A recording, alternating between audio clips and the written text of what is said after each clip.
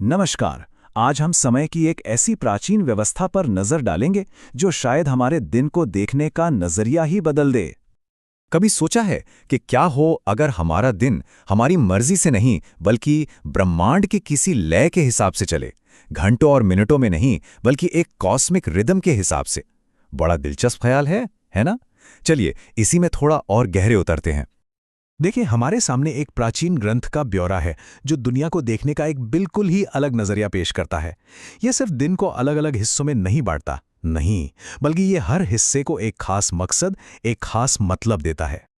तो इस प्राचीन घड़ी को समझने के लिए सबसे पहले इसकी बेसिक यूनिट को समझना होगा। और यहाँ घंटों की बात नहीं हो रही है, उन्हें भूल जाइए। हम बात कर रहे हैं मुहूर्तों की। तो ये मुहूर्त आखिर है क्या? सीधी सी बात है, ये 48 मिनट का एक टाइम ब्लॉक है। आज की हमारी 60 मिनट वाली घड़ी से बिल्कुल अलग। ये पूरा का पूरा सिस्टम 48 मिनट के हिस्सों पर चलता है और इसी बुनियाद पर पूरा दिन टिका हुआ है। और मजे की बात देखिए, एक 24 घंटे के दिन रात में पूरे 30 मुहूर्त होते हैं। बिल्कुल सटीक, 15 दिन के लिए और 15 रात के लिए, एकदम परफेक्टली बैलेंस्ड सिस्टम।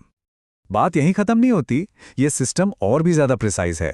दिन के जो 15 मुहूर्त है ना, उन्हें भी 5 बराबर हिस्सों में बांटा गया है। हर हिस्सा 3 मुहूर्त का, मतलब मोटे तौर पर 2 घंटे 24 मिनट का।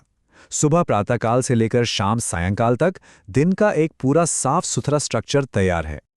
लेकिन ये सिर्फ टाइम टेबल बनाने जैसा नहीं है। इस सिस्टम के पीछे का जो असली आइडिया है वो ये है कि दिन के हर हिस्से का एक खास स्पिरिचुअल मकसद होता है। आइए देखते हैं कि ये काम कैसे करता है।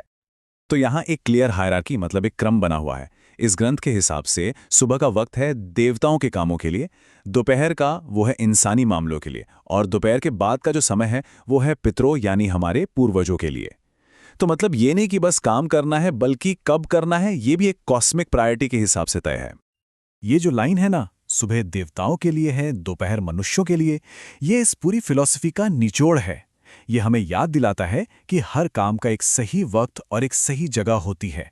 सिर्फ काम ही नहीं, उसका समय भी उतना ही जरूरी है। लेकिन सवाल ये उठता है कि अगर कोई इस कॉस्मिक शेड्यूल को ना माने तो? खैर, इस ग्रंथ के हिसाब से इसके नतीजे भी हैं। इसमें साफ साफ लिखा है कि गलत समय पर किए गए अच्छे काम, जैसे दान पुण्य, भी अपना असर खो देते हैं और उनका फल वो राक्षसों को चला जाता है। मतलब टाइमिंग ही सब कुछ है। और जब टाइमिंग की बात हो ही रही है, तो दिन में कुछ पल ऐसे भी हैं जो बाकियों से ज्यादा पावरफुल और ज्यादा सेंसिटिव माने जाते हैं। चलिए अब जरा संध्या पर फोकस करते हैं, यानी सुबह की भोर और शाम की गोधूली का वो खास समय। इस ग्रंथ में बताया गया है कि दिन में 3 संध्या प्रार्थनाएं होती हैं। सुबह वाली, भोर होने से भी पहले जब तारे दिख रहे हों। दोपहर वाली, ठीक तब जब सूरज सिर पर हो। और शाम की प्रार्थना, सूरज के पूरी तरह डूबने से ठीक पहले। ये समझ लीजिए कि ये दिन के 3 स्पिरिचुअल पिलर्स हैं। और ये समय इतना पवित्र है कि इसमें सिर्फ 2 ही चीज़ों की इजाज़त है, प्रार्थना और ध्यान, बस। इसके अलावा सोना, खाना, पढ़ना, सफ़र करना, ये सब कुछ साफ तौर पर मना है।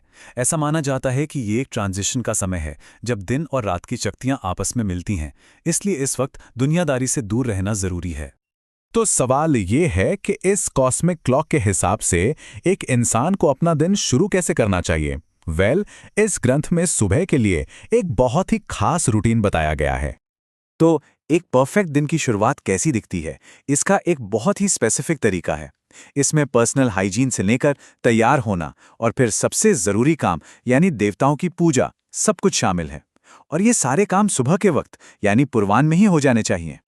अब सुबह के रूटीन के अलावा ये ग्रंथ ये भी बताता है कि दिन के दूसरे पहरों में क्या क्या नहीं करना चाहिए।